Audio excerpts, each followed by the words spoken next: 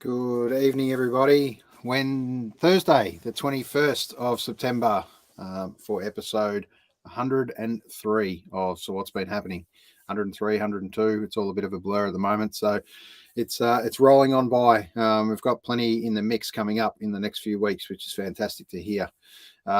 This kind of maybe the second last sports gig for the year. Who knows? We talk AFL and NRL, just touch on tonight. So it's not going to be a long show, but it's hopefully going to be a good one. So we're going to debrief on a couple of bad moments. For me, obviously, two horror weeks and games, obviously, with the Demons, who I love so much, just bowing out in straight sets.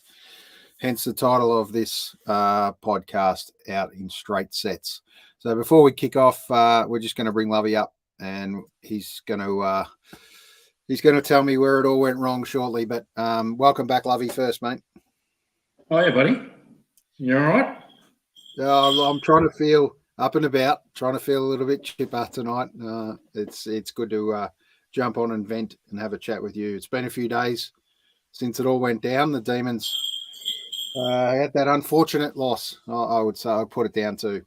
But the bottom line is the opportunities were there and they blew it, basically. They just couldn't get it done when it counted. They did so much right, played a much better brand of footy, I think, in that first half, especially the first quarter. I thought, geez, we're on here today. And it was setting myself up for a 40-plus special, but it just didn't work out like that. And a nail-biting finish, no doubt, where definitely a brain fade happened for a few players and basically cost us a game in the end. But it all comes down to those last few minutes, doesn't it, Lovey? But there's so much more that goes as a game, as you know, and it's probably lost a little bit earlier than that. But everyone thinks about that last couple of plays. So devastating. I think, so first of all, you're right. It doesn't, a few people got stuck in a McV in that scenario where people are, hindsight's an awesome thing, right? So they suggested, I should have held off, and just, and I tell you what, if you feel like you're in that moment and you reckon you can actually impact the contest, your coaches and your great coaches will tell you, go and impact the contest, because the one that you don't, you look really poor. And I remember flying Liam Ryan, for the West Coast when he chose not to impact a contest in the third quarter in the 18 grand final, and got ridiculed for it, made up for it later in the game. But it's split-second stuff, and who are we to, as the big couch potatoes we are, who are we to criticise these blokes when, they've been smacking themselves around for 120 minutes in the busiest game of the year up until that point. Every bloke that kicks one of those 17 points, they'd be feeling it. They'd be like, my God, we lost for 2 points. It hurts. It's going to hurt them. And I think, of course, there's pylons between social media and the football media. They love nothing better. And to suggest that the Demons have wasted this current crop of talent, this generation, is just complete crap. There's still another 2 to 3 years to go yet. Richmond 1-1, dropped the ball, went on to win the next two. Yes, there's going to be a 2-year gap from your 2021 to 2024 potentially, but you guys are still going to be in the mix. Which teams are going to be flying up and taking your spot in that top four? Yeah. So for me, there's a lot of upside. And the way I look at it, I'll tell you what, Carlton are very, very lucky to be where they are, playing against two teams that, if not for poor kicking, they would have been bundled out first week anyway. So a lot's going right for Melbourne. And they just have to wear this one and move on, like other clubs do, and they'll be right for 2024. I don't think you've got too much to worry about, mate.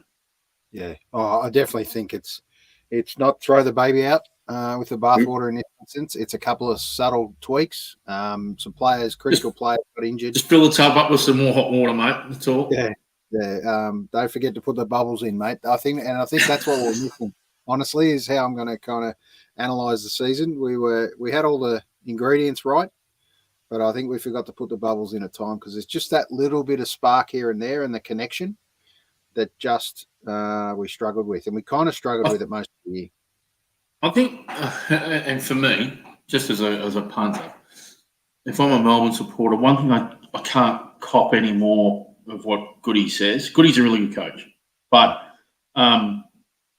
if he says to me that these guys are built for pressure, they can handle pressure and all the rest of it, if he says that one more time, his credibility's shot, because it's been 3 finals in a row now where you've kicked yourselves out of it, and that's because you do allow you don't handle those moments that particularly well. Again, who are we to talk about that stuff? But if Goody suggests that team is really good at pressure, well, no, I'm sorry, but you're going to have to prove that throughout the course of next year and another final series, I think. And, perhaps you need a plan B too. That's probably the only other thing I look at it, is that Vossi manipulated certain scenarios throughout the game. Tom DeConey, what a masterstroke that was, first quarter. You don't see that from Goody. And I know that, he's really good on his we'll back our plans, and they work. But when they don't work, sometimes you just need to do something different. Yeah, you're right. And it's not all his to blame. Obviously, the feedback coming from line coaches, they would have said, stick with it. The decision... Well, you won't hear that from Uze anymore, from what I'm hearing. I was just about to touch. That's going to be a very big loss. Uze, who's obviously coach of the midfield. The engine room looks like he's going to take the Richmond job, or definitely get offered the Richmond job by all sounds of it. You get Cuz to apply for the midfield position job, mate. Yeah. Well, the one thing is for certain that we don't need too much help down back at the moment. And I think if Petty comes back in, I think he does go down back. I don't think he's the solution for forwards. That kind of was a bit of a flash in the pan, and it worked. Sadly, he got injured. That was the end of that, in far as my opinion. We need to stick fat on the backs. And, there's a few good finds in there down back as well. So it'll be interesting to see. I think, I keep looking back what was so different about 21 to where it happened in 22 and 23. And there's not a lot of difference there. And as you know, this time we were playing every game. There's no break. I think that was a better scenario for us. But in the end, we didn't have to worry about that because we're 2 games short. You're goal kicking short. That's what you are. That's all you were. You're just goal kicking short. Yeah. I mean, people say it looks predictable and the rest of it, and I get it. And if you kick straight, then you're into a prelim. Probably a home prelim, if we're honest. Yeah, correct. But it is what it is. So they'll fix those things over the summer. They're not morons down there. They're actually, you guys have got a pretty well structured footy club down there. So can't say the same thing for a lot of other clubs, including my own. So it's still the envy of many. There's still a bit of movement there as well with the Doro. Finally, he must have used his last. Oh my God! People have told me. People have said to me, "Why are they doing this?" I mean, I will touch on the other game from last week, but people have said to me, "Why are they making this move now, just before the draft and the trade?" I said, "Please do it. We can't have another year of this bloke making trades and drafts or non-trades because of his belligerence, and we just waste another year at both tables. Let's get a fresh idea in there. If Matty Rosa looks at things and says, okay, the club actually needs this, I'm all for it. I just think, just do it. Cut the cord. Make it a clean, fresh cut. And the fact that what pisses me off about that decision is that they didn't make it a clean cut. It's like a transitional kind of thing. So you're still going to make decisions on this trade and draft period. It's like, guys, you're a board. Get your plums, put them in your hand, run forward with them. Because otherwise you're just more mediocrity from that club, which wouldn't shock me anyway. So the disappointing part is obviously a little bit more pain. We all know that, Lovey. But I think a fresh kick, a fresh start is where you need to be. And you never know what's coming out. Fresh, much younger guy, Matt Rosa. And obviously there's a group of them in the recruiting space, but someone at the end of the day had to take the chop finally, and I think the right call was made. Whether he ends up at another club's another scenario. Obviously, you had a couple of the boys move on from Melbourne, one over to the Bombers. Josh Marnie there a few years ago, so I think he's been good for the club. But I definitely need fresh people, and it's hard. There's this after COVID, and during COVID, they cut the lists back a bit as far as staff. Hopefully, that starts to expand a bit more now, and I think it hopefully does. I'm not certain of that though, because it's not that more people are the answer, but I think it's the right people. Yeah, correct.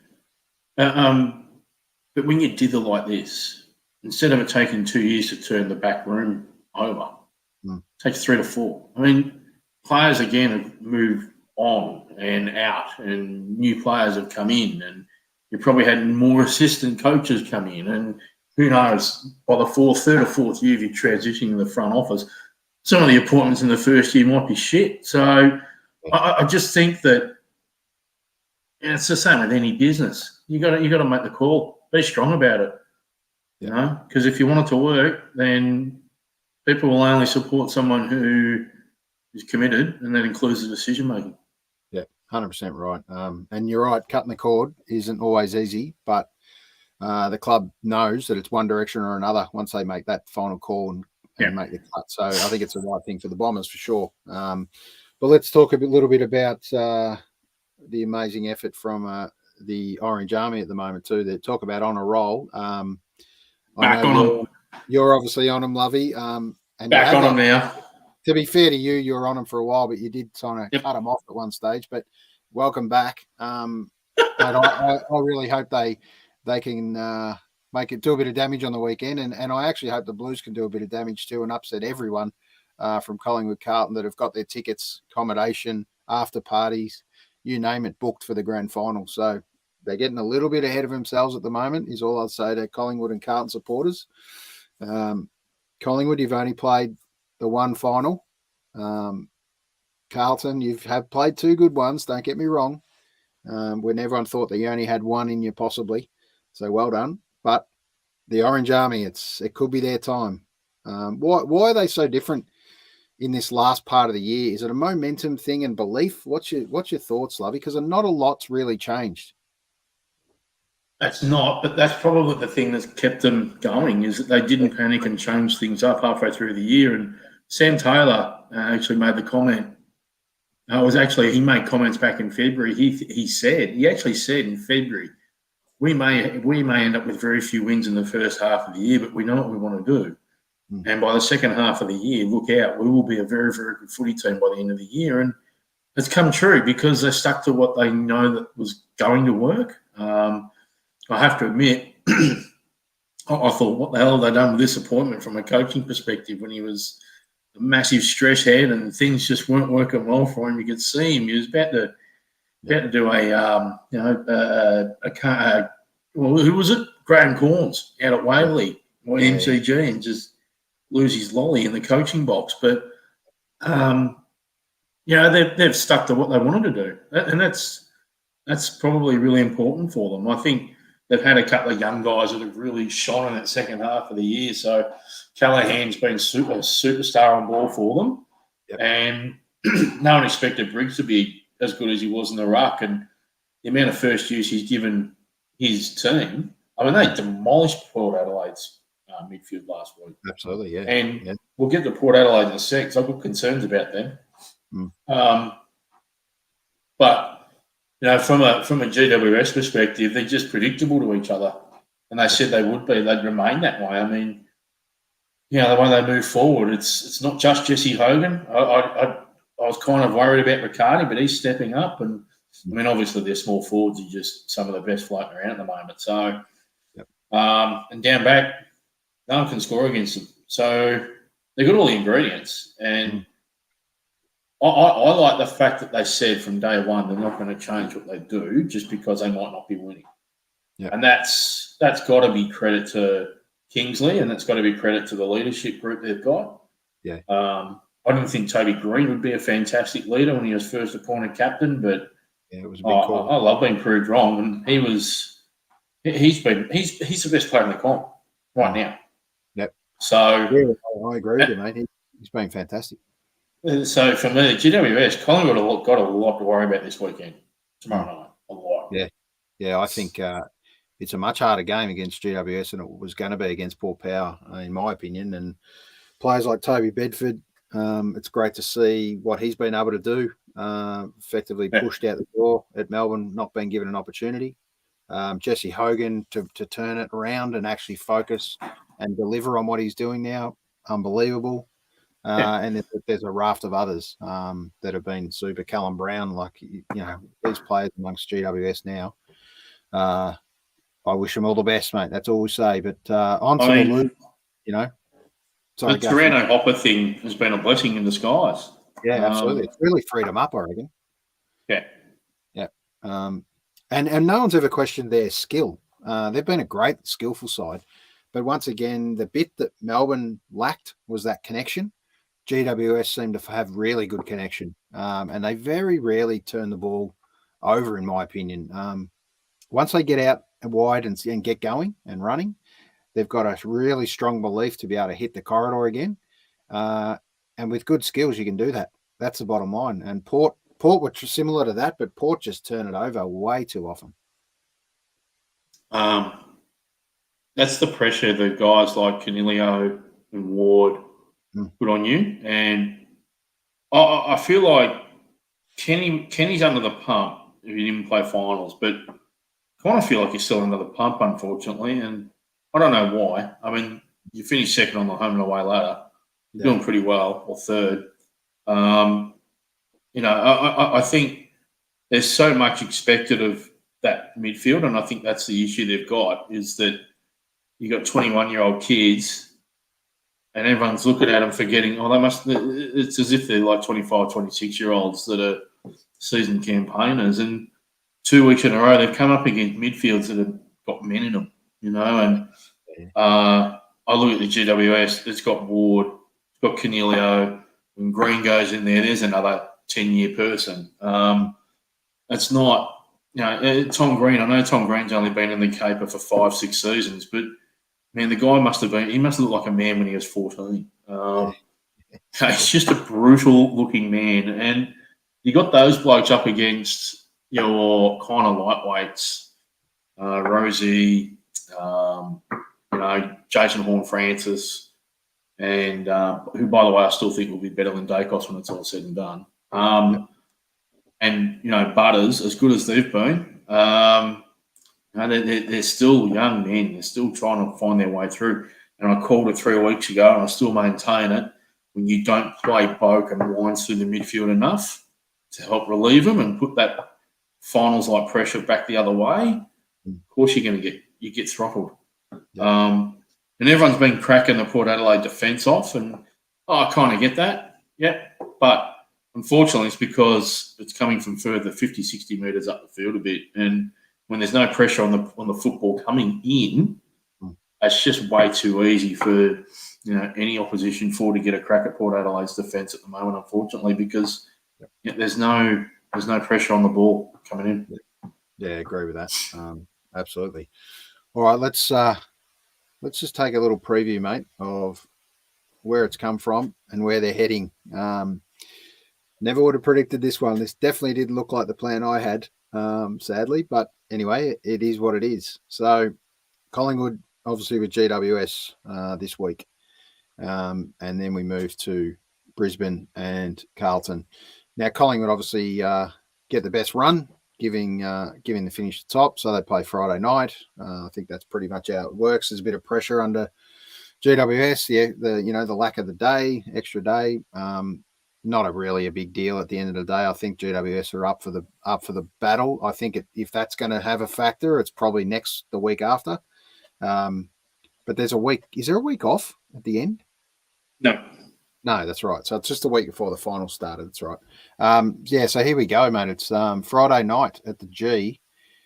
Potentially another 95-ish plus. It'll be 90 plus. I think, unfortunately, with the interstate team, it might not get to 95. Yeah. I think plenty of people come along for the ride, though, no doubt. People would love. Look, there's some people. If I had an MCC membership, I'd want to make sure. Yeah. If I had an MCC membership, I'd want to make sure I'm using it this week. Yeah, surely. yeah, and AFL members. You know, you'd hate to see AFL members and MCC 3/4 full because they're not interested in GWS. I think the AFL members does get filled up. I mean, I've had a couple of mates in the first 2 weeks of finals desperate to get tickets at the G, and they just haven't been able to. And they've got either one of them's an AFL member, and he's battled to get one in the end. And another guy said that he knew about 2 or 3 other AFL member-based people, and they couldn't get a hold of tickets in the end. So one of them stuffed their code, but anyway, yeah, that's okay. Yeah. I mean, he was a Collingwood supporter, so you know, there's always enough with numbers for them. I think they'll get 90 plus. It'll be good. Yeah. Look, the game deserves 90 plus, no question. Prelim final, for God's sake, at the G. Yeah. How could it not be? What's your tip, Lovey? Honestly, and give us a margin. Where's it won? As far as, you know, how early in the game, or is it going to go down to the wire? For all the crap about, you know, Collingwood should be going full helter-skelter, physical, blah blah blah. I think they just need to stick to what they've been good at all year, and that's just possession of the footy and their skill sets. I think if they rely on those and if they chop GWS up early and get a 4 to 5 goal lead at quarter time, it's game over. It is. It truly is. Because let's remember, Collingwood have been the best team all year. Yep. Pretty clearly, in my view. Yep. And they've done that off the back of just really good team football. They know how to win the close games, which is going to be important this week. But just their skill sets, it's not just the Dacos boys, but even guys like Jack Crisp and that, they hit targets, particularly through the middle of the ground. DeGoey no longer hacks it forward. You know, he's actually quite crafty with the way he uses the football now. Hoskinelli, Hoskinelli is very underrated with the football. They've just got to make sure that he used to really turn it over, didn't he, Hoskinelli? Really. Yeah, now really turns it over. He's very sharp, a lot sharper than he ever has been. DeGoey obviously lower the eyes. Those kicks inside and the little touch inside 50 have been fantastic. So what a turnaround. So hats off to the forward line boys for being able to get some good entries for sure. My only concern for Collingwood, honestly, is if the midfield's fine, then the defence doesn't have to be put under the pump. Yep. Their forwards just have to do what Melbourne didn't do last week or Sydney in week 1. Yep. If you've got looks early, you kick the goals. You've got to kick the goals because you know what? GWS they've hung around all year in every game. If they've been behind, they've had goals kicked on them. They don't worry. Yeah, they don't stress about it. So Collingwood is going to have to pile on goals, and they've got to make sure they kick the ones that they need to kick. You know, so I don't think Collingwood should change much. And I honestly think if Collingwood play good football, this should be about a 5-goal margin. If they don't take advantage early, look out, because I've never known a team like GWS to sniff a chance like they have all of this year, especially in the second half of the season. Like they just don't write themselves off. They don't rule out anything, and you know they're very good on the counter attack as well. So if Collingwood don't make their chance up forward, I'll tell you who's been really important for GWS since halfway through the year, and he's always been a gun. That's Whitfield, and all the run he's been giving them through the half back line, the feed he's been giving their half forwards have been leading up. That's another reason. He's another key reason why they've been really good after halfway through the year. Yeah. So, look, I think Collingwood wins by 4 goals, but it won't be over until the time on the last for me. It'll, you know, I think Collingwood probably seals it in time on last quarter. I think it'll be a really cracking game. Yeah, okay. Well, let's hope it goes like that. Just for the spirit of the game, I guess Collingwood are probably up against their biggest match, to be honest. And if anyone wants it hard and tough and physical, I'll back GWS in here. That Toby Green's men aren't gonna dodge this contest. So I reckon if anyone should start start pushing and shoving, it should be GWS to try and rock Collingwood a little bit, because I think that'll put them off their game. And who knows, GWS puts the first 3 or 4 in the game and try and take the crowd out of it a little bit. My tips: Hogan kicks 6, Bedford kicks 3, Riccardi kicks 2.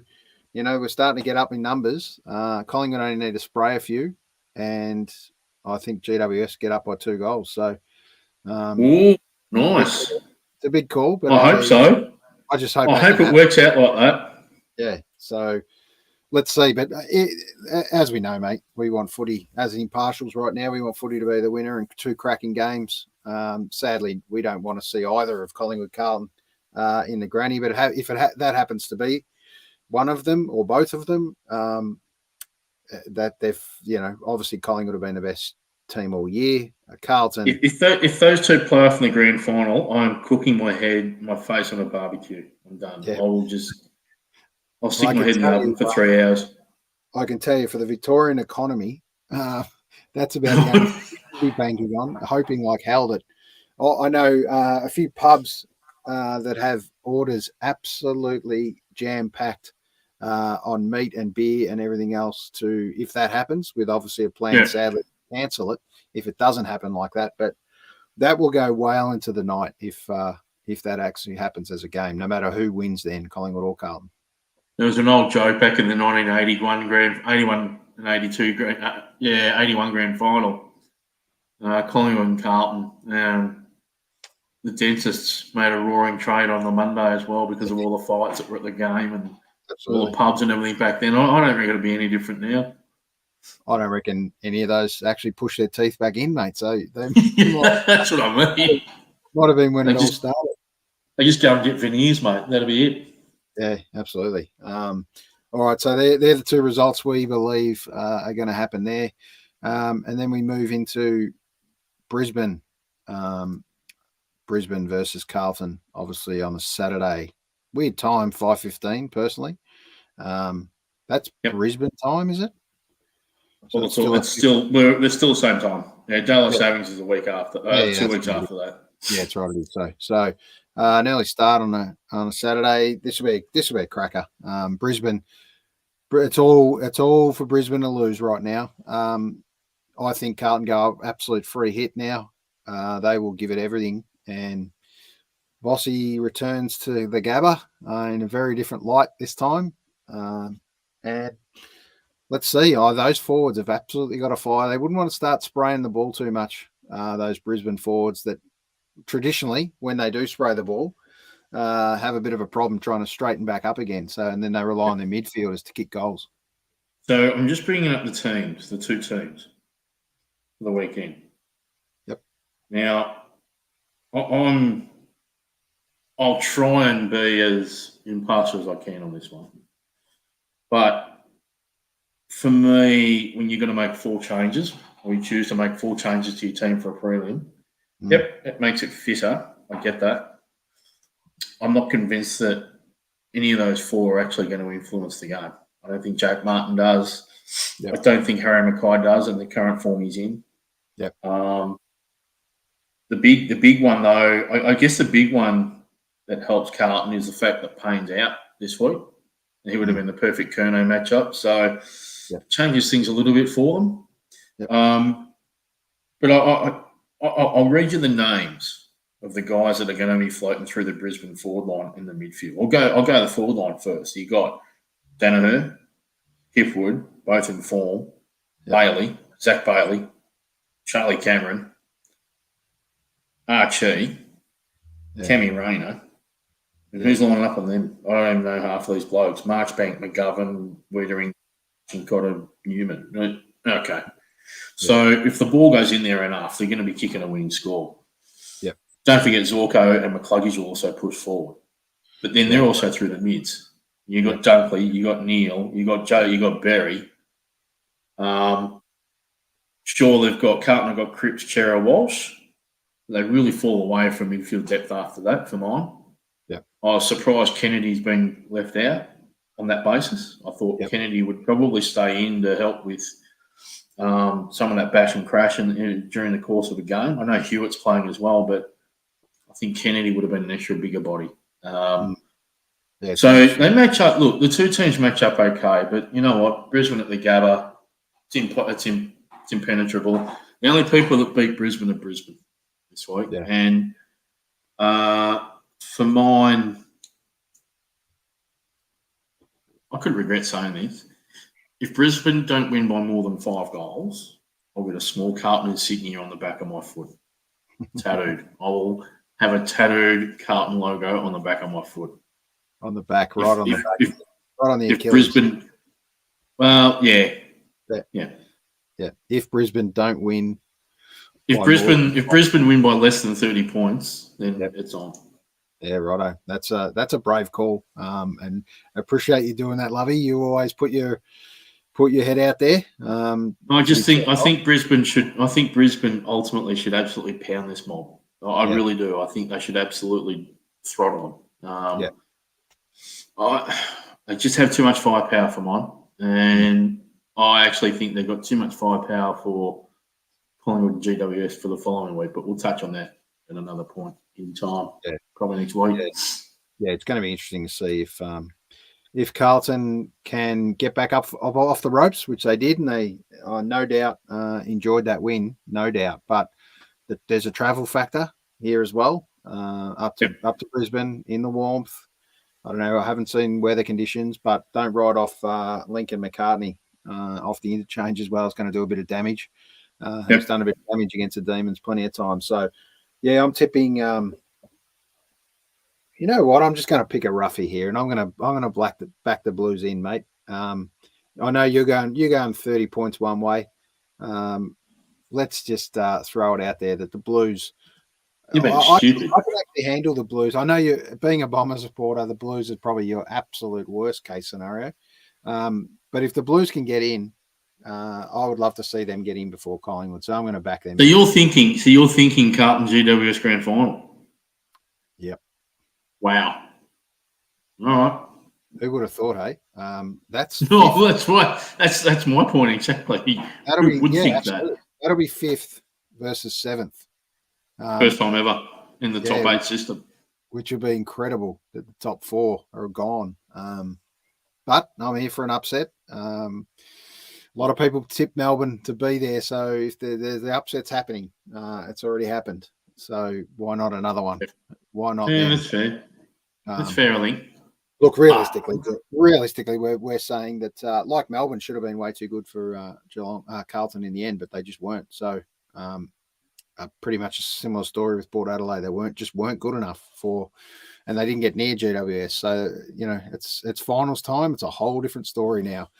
I think we very much still look on who we'd like to have there versus who we actually. When you analyse the game like they do statistic-wise now, I think it's still obviously in favour of Brisbane, but you got to put them through the big sticks. And bottom line is, if they kick straight, they win. They win by a fair bit, Brisbane. So Carlton. The question is, can they kick enough of a score? That's the question with Carlton. They're defensive enough, but I think Brisbane can get off the chain enough. That's going to be the secret. I'm not convinced Carlton's midfield can run defensively well enough against that Brisbane midfield. Yep. And I'm not convinced in the clinches they're going to be as strong over the football or on the outside. And I think that's where Brisbane win it. They just can play both inside and out. Dunkley can go inside out. They're so adaptable and so flexible in that midfield. Whereas so much is still going to go on Cripper on Saturday, right? So much. Look, Cherry and Walsh will be good. And look, Walsh is a star. But I just think Brisbane aren't going to allow him to just dictate, right? Yep. They're not that stupid. Yep. To be honest, I think that's where Melbourne missed a trick a bit last week too. They just didn't respect Walsh enough because they probably thought about Cripper too much. I think Brisbane will just naturally shut down their mid pretty strong, pretty early. Yep. I think you're right. All right, let's just change tact, and we're going to spend a couple of minutes on our other love, NRL. That was the AFL. So the NRL, this is the road to the finals. A couple of upsets in amongst this as well. the Warriors being able to get the job done, which is getting them their home. They're no, they're not at home. They're up to Brisbane, which is going to be a tough one. Broncos haven't been beaten up there this year, so they're tough. And then the other matchup is obviously the Storm, which will be Friday night. Storm and the Panthers with once again similar to Collingwood. It's theirs to lose right now.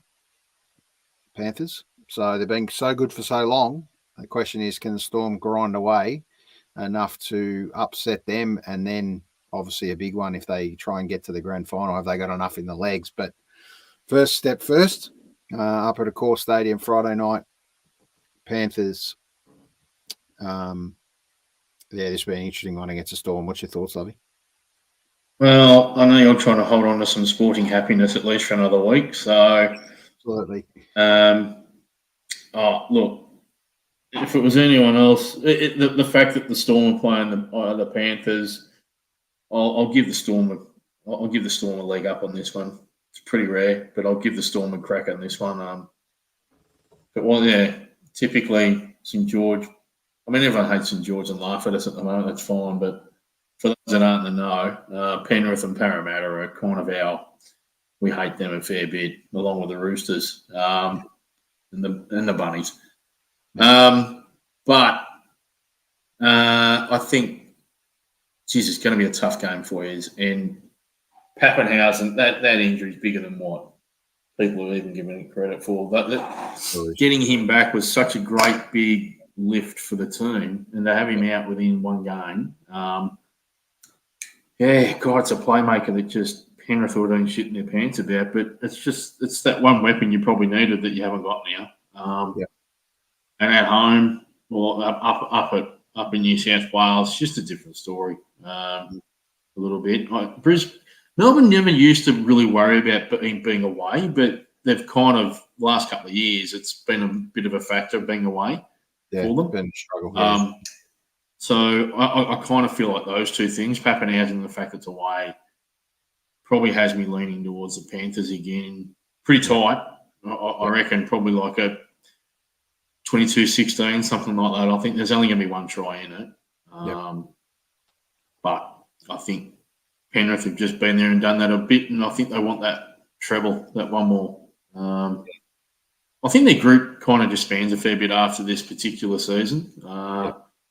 So if they don't get the three-peat, they'll be filthy. So I think they're prime. I think they should win. Yep. You know what? I mean, sport's a funny thing. Storm are pretty experienced in final series as well, so who knows? Yeah, absolutely. Good news for the Storm. Jerome Hughes is back, although a little bit underdone with being injured. Jerome Luai is back also for Penrith. So he's badly underdone.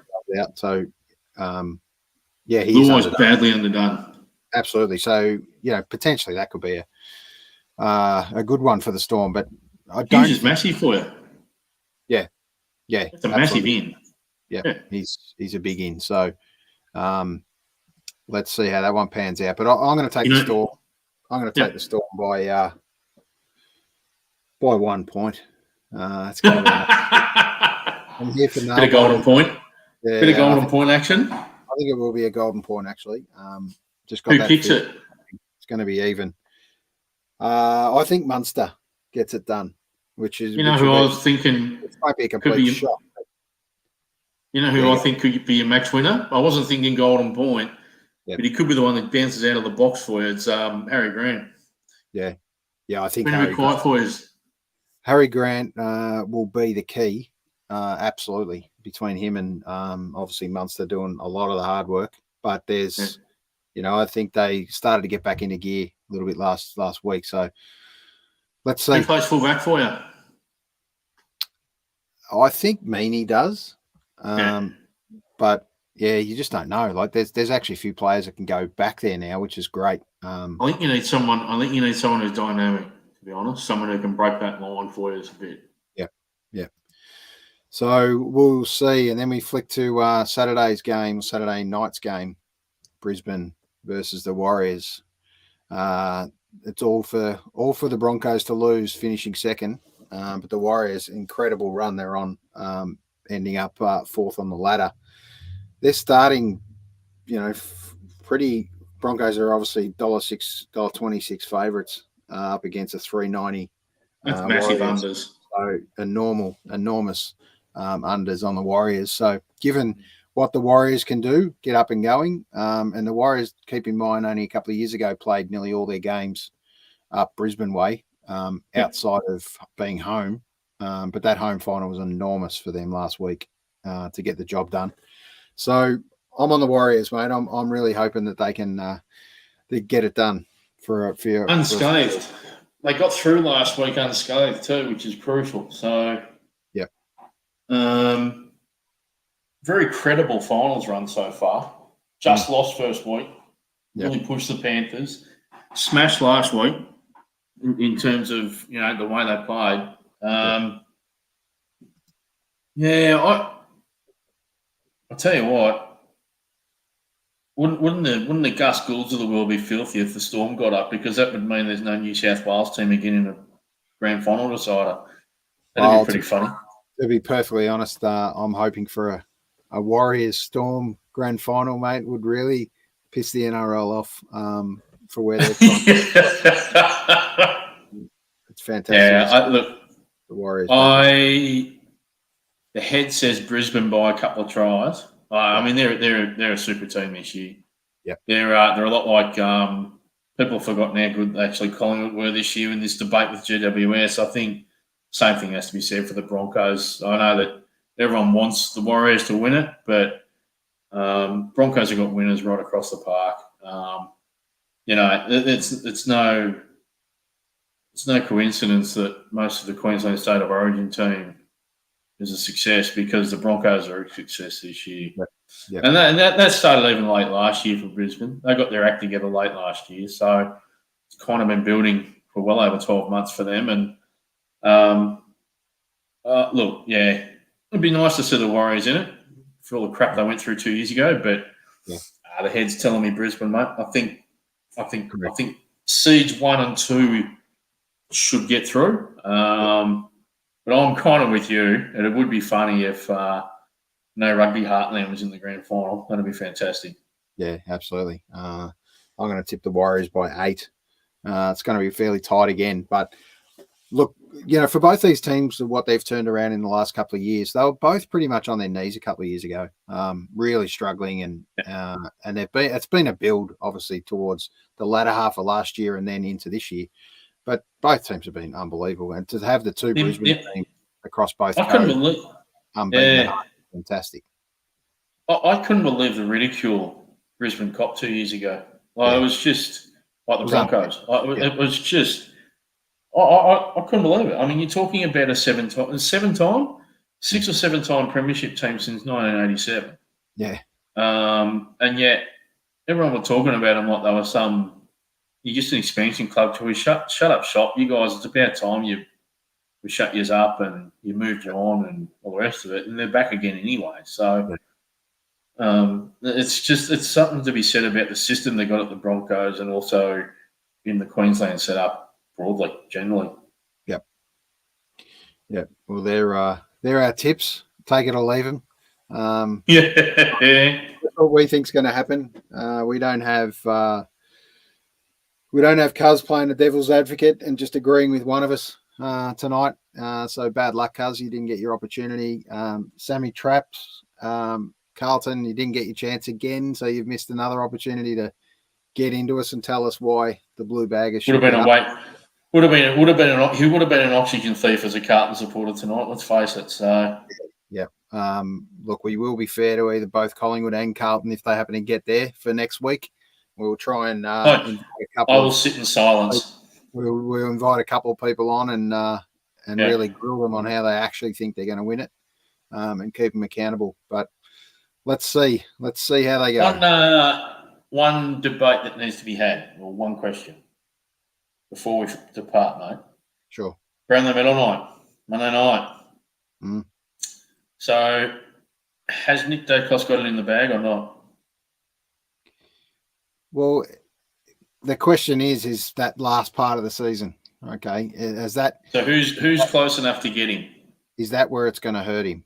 That's the question.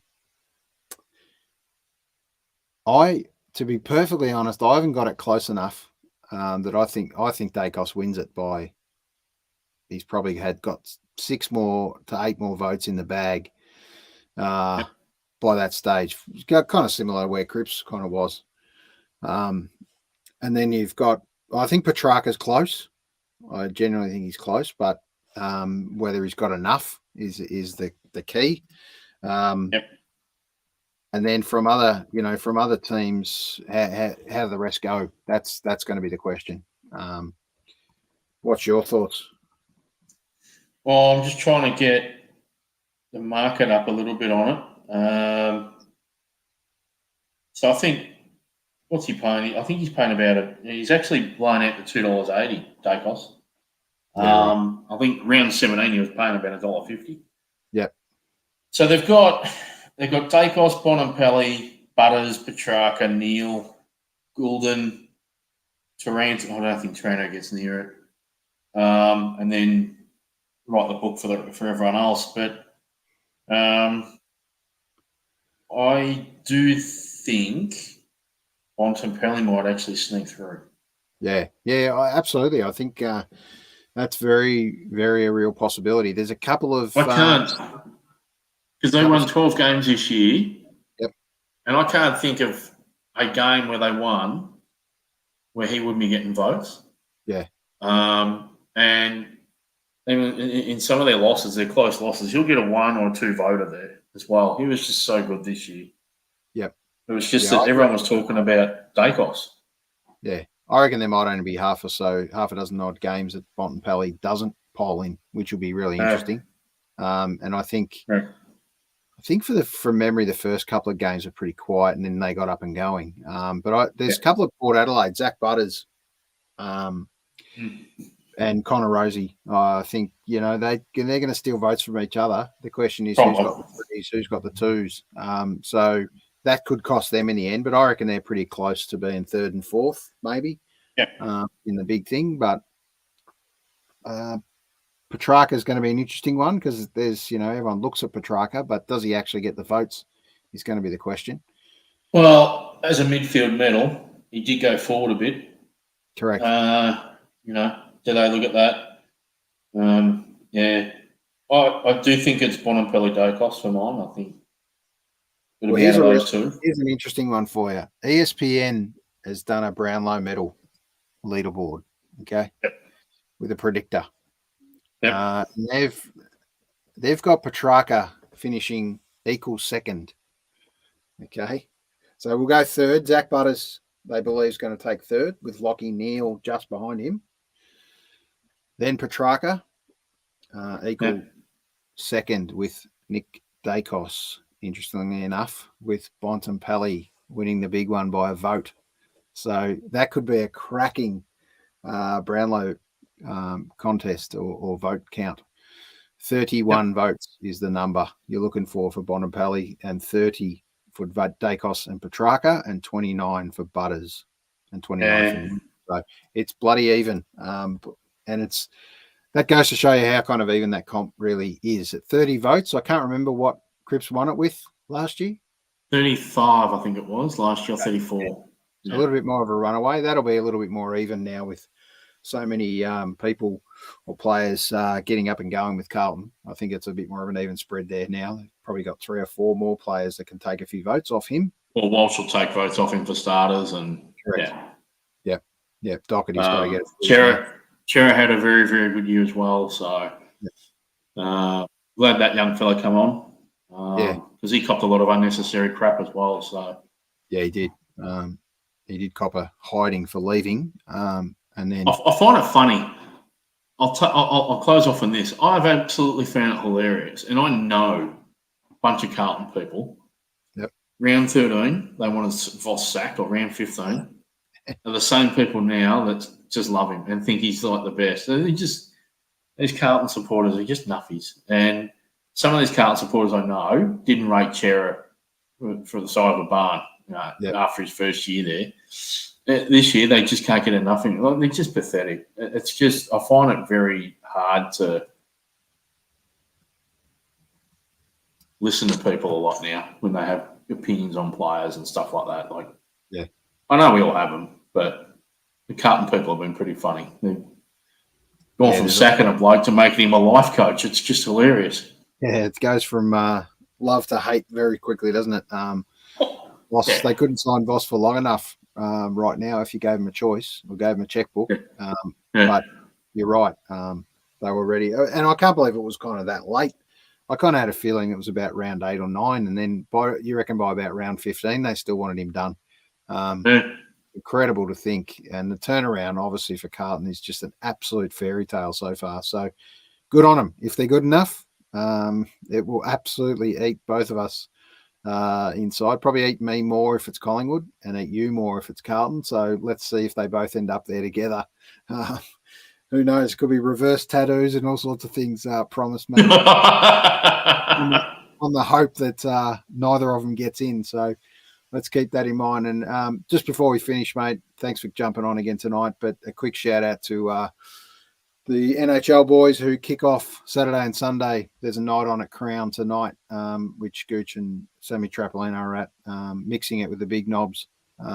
Been a bit of advertisement on the news and everything tonight about it. So yeah, they've done a really good job with the press and getting out and about and doing some great things with hockey here, which is a very minority sport, as we know. But to get a bit of cut through during preliminary final week is either a slow news week or a fantastic effort. Both the same. So good luck this week, mate. Are you out seeing any local finals? No, I think we're done. Yeah. Yeah, I think we're done, actually. No, I won't go and see the Ammos. I don't think I'll bother with that. Yeah. I mean, I don't know anyone, so... Yeah. So Northern Footy League, a rematch. It's a rematch. Heidelberg versus Bundoora in the big one. Who wins it? I think Heidelberg should be too strong, but Bundoора's on a bit of a run. And they've got one One big question. Sean McKernan. Look, up there, up Heidelberg will get up by about 45 points for me. It's a big turnaround, big smashing. So they go back to back. Yep. Yeah. And then over in the EDFL, quickly. Who's in that again? Unbelievable effort with the EDFL Premier. We'll talk about what you're going to talk about, I'm sure, from the EDFL. But Keilor, the great Mick McGuan has got him there again. Incredible effort. What a dynasty he's laying at that place. And Strathmore, hats off to Strathmore, who've been able to put 3 teams in the grand final this year. So good on them. Hopefully they can win 2 or even 3 to upset everyone. So good luck to them. Pascoe Vale make up the numbers, I think, in the reserves, and Keilor again in the 19. So yeah, that's right. Keilor had 2 teams, and I think it was seen as a 19. So yeah. Okay. So Mick McGuan, I think the AFL's missed a step. The AFL's missed out there not having him as an AFL coach at some stage. I reckon absolutely he would have been unbelievably good by his own choice, and he just likes his lifestyle, which is cool. So I do think McGuan gets it done. I think those boys get it done. I mean, they've been a big club for so long out there now. Even when I was playing at 20, they were the big club along with Duda Stars and, a couple of one or two of those other teams out there. You always heard about Duda Stars. They used to be amazing. Aberfeldy, I'm glad they fell off the face of the earth. Sounds like to me they're a bunch of cheats. So see you later. But yeah, look, I think Keilor should get that one done. But I think Strathmore will win the other 2 finals. What it's worth. Yeah. All right, let's finish off sadly on a negative. What an ugly incident last week in the EDFL final, West Coburg incident. Absolute massive punch on, sadly, and spilled into the crowd. Blokes getting kinged in the crowd. It's an absolute terrible. I thought we'd pass this, to be honest, especially in such a big suburban league. Well, there's video all over the place now too. Like, you're going to get caught. Correct. Look, that hit on the field, first of all, was, they haven't disclosed if he's copped the punishment or anything yet. I think they had the tribunal hearing the other night. Yeah. He shouldn't play footy again, honestly. No, absolutely. So you get deregistered after 16 cumulative suspended weeks in right across all codes of right across all comps. Yep. They should just outright say, mate, 16 weeks and you're done for life. Thanks. Yeah. We don't have time for that rubbish anymore. I don't think we ever really did, but it was kind of an accepted norm. But we've completely rubbed it out now. And as for the off-field stuff, well, that just goes to show you when teams aren't winning and teams aren't happy with what's going on, and you have too much grog. There's certain parasites that just shouldn't be at football either, and they let their club down as much as the bloke on the field. And I hope that guy gets assault charges, because he did throw punches at one of the players, the Deer Park players, over the fence. It's just absolutely unforgivable. I hope he gets charged. And if West Coburg have any form of decency, which I doubt they have by the sounds of it, that bloke just doesn't get to go to a game of football ever again as part of the West Coburg Footy Club. That was just disgusting. I find it, I'm with you. We are past it, and I think because this feels like this was such a shock event, that clearly it is very much an anomaly, thank God. Because I haven't had another comp at all this year have something like that in the final. So where there's been involvement from the crowd. So I'm hoping that that's something that isn't being tolerated at all. What a disgrace. Well, the good news is the club doesn't get overturned, but it's a 12-week suspension, which puts him out over 16 weeks. And he's done. Just get him out of footy. They should have just given him. Don't need him. Don't need him in the comp. And I'll tell you something else. West Coburg should be sanctioned. If clubs started getting sanctioned for their behaviour on and off the field, you'd be amazed at how quickly the behaviour turns. And I think that most competitions have got it, including the EDFL. I think this probably shocked the EDFL as well. So I imagine they'll go pretty hard at West Coburg for that one. Not good, mate. The other thing I want to touch on, I'm surprised you kind of didn't, but it's fair enough. Valet Rombarassi and Cowboy Neil during the week. That was absolutely. Yep. I mean, my dad had heaps of stories about Cowboy Neil. It's pretty funny. Yeah. Sounds like he was a bit of a funny footballer, a bit of a larrikin, that bloke. Everyone knows about Ron. I had the privilege of sitting in a couple of events with him and had a chat to him for 2 minutes once, and mate, the guy was just ridiculous in terms of his humility. He turned the conversation around onto me. Like, I just want to talk about him and what he was doing at what he did at Sydney. 5 years before that, this was in 2000 or something, and he wanted to talk about what I'm doing. And it's like he just, he was just that sort of guy, and big loss. I don't know about naming the cup after him. I think we leave the cup alone. Just leave a neutral cup. Yeah. But I think there will be something that comes his way postpartum, and I think Cowboy Neil. I think St Kilda will celebrate him like there's no tomorrow.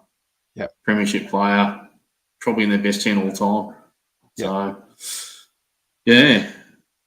Yeah. All right, mate. We're going to wrap it up, and we're going to finish with a pretty special image. To me, highlights one of the most memorable moments for 2021 for me, and this is it, mate. What a moment to be able to do that before he passed on, and obviously that he was coach of Carlton as well. Maybe he's given them a little wish along the way, and maybe Carlton can do it for him. Who knows? But anyway, let's finish up tonight, mate. It's been fantastic to have a chat. Look after yourself. Have a good weekend. You too. Let's chat. Let's see who makes it. The big dance. Same for everyone else. Look after yourselves, guys. Take it easy. Mate.